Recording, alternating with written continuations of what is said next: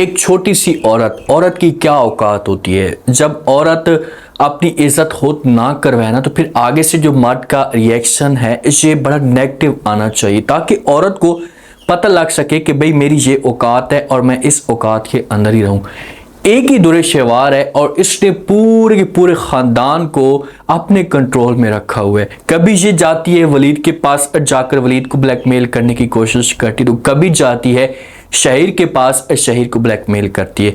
अब इन दोनों को इसने जो वो डरा कर रखा हुआ है, और तीसरा अपने भाई को भी यूज करने की कोशिश करी है। अपने भाई को भी ऐसे इसने कंट्रोल में कर लिया है कि भाई को भी समझ नहीं आती और इसी दुरेशवार की सारी बातें मान लेते हैं। जिस वक्त तैमूर ने एमा के सामने ये बात की, अहमद को कहा कि भाई आप जब वो भाई के पास जाएं और जाकर बात करें कि ये जो दुआ है इसे दुरेशवार को दे दे, तो आगे से अहमद जो होती है इसे इनकार करती है और कहती है कि मैं ये सब कुछ नहीं कर सकती। तो तैमूर जो होता है ये गुस्सा करता है, और जब एमा अपने घर में जाती है अपने भाई के घर में, तो वहां पर परेशान सी होती है, चेहरे के ऊपर उदासी सी होती है। तो जब इसे कायनात परेशान देखती है तो उसके साथ बात करना शुरू कर देती है, इससे पूछती है और कहती है क्या वजह आप इतनी परेशान, इतनी उदास किस वजह से हैं।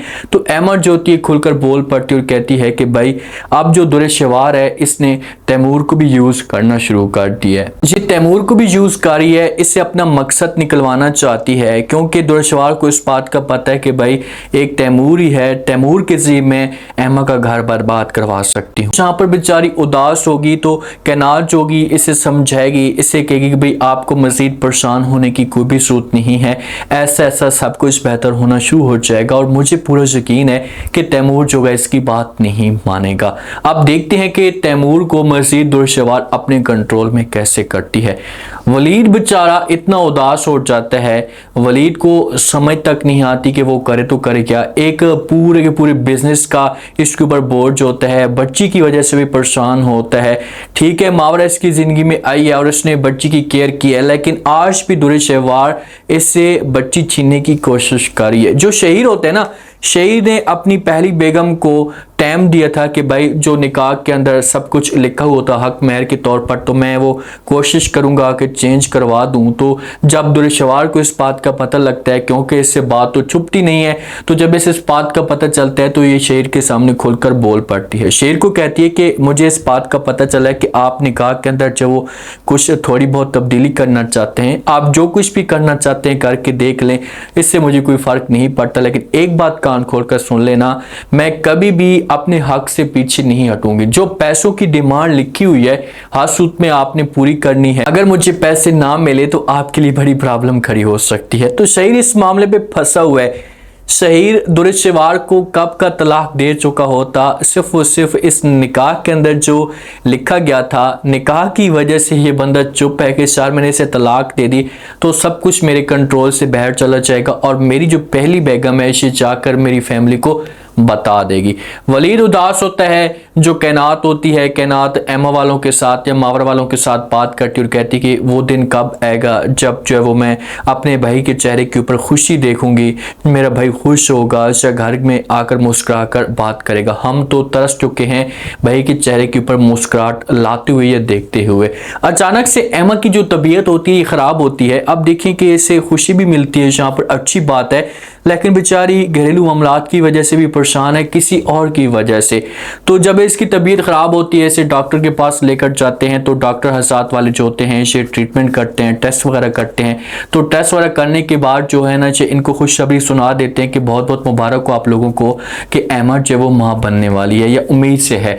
तो जब ये बातें तैमूर की माँ को पता चलता है तो तैमूर की माँ बड़ी खुश होती है, घर में आकर खुशियां ये लोग मनाते हैं। तैमूर की माँ खुश होती है कि मैं दादी बनने वाली। और जैसे ये सब कुछ दुरेशवार को पता चलता है ना, तो फिर आप लोग जान चुके होंगे कि दुरेशवार का यहाँ पर क्या रिएक्शन आया होगा। क्योंकि दुरेशवार तो कभी भी, बल्कि 100% वो खुश नहीं होगी। दुरेशवार तो इसे चाहेगी कि भाई एमा कभी भी माँ ना बने।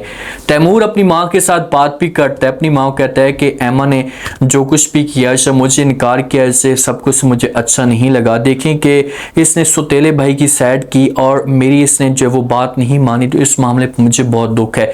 तो माँ प्यार से समझाने की कोशिश करेगी, इसके साथ बात करेगी कि देखें अब आपको जो वो बहुत बड़ी खुशी मिल चुकी है, तो आप एमा को परेशान मत करें। आप मुझे खुश देखना चाहते हैं, आप चाहते हैं कि मैं खुश रहूँ, इससे किसी किस्म की कोई प्रॉब्लम ना हो, तो हर सूरत में आपको ये बात माननी होगी और आप जाएँ और जाकर लेकर आ जाएँ एमा को। जब एमा को लेकर आएंगे तो दुरेशवार जो होगी ये एमा का बच्चा ज़ाया करवाने की कोशिश ज़रूर करेगी। ये किसी हद तक इस तरीके से एमा को तंग करेगी कि सारी जो बात है ये एमा के ऊपर आ जाए। जो तैमूर है ये एमा के साथ नफरत करना शुरू कर दे। तैमूर और दुरेशवार ये वलीद के पास भी जाते हैं, जाकर इसके साथ मुलाकात भी करते हैं। ऐसे कहते हैं कि अभी भी आपके पास टाइम है, आप हमारी बात मान लें। अगर आपने हमारी बात ना मानी तो आपके लिए जो बहुत बड़ा मसला खड़ा हो सकता है और सब कुछ आपसे छीन जाएगा। अब देखते हैं कि वलीद क्या करता है, क्या उसे तलाक दे देगा मावरा को, और जो पैसों की डिमांड है क्या ये दुरेशवार को दे देगा।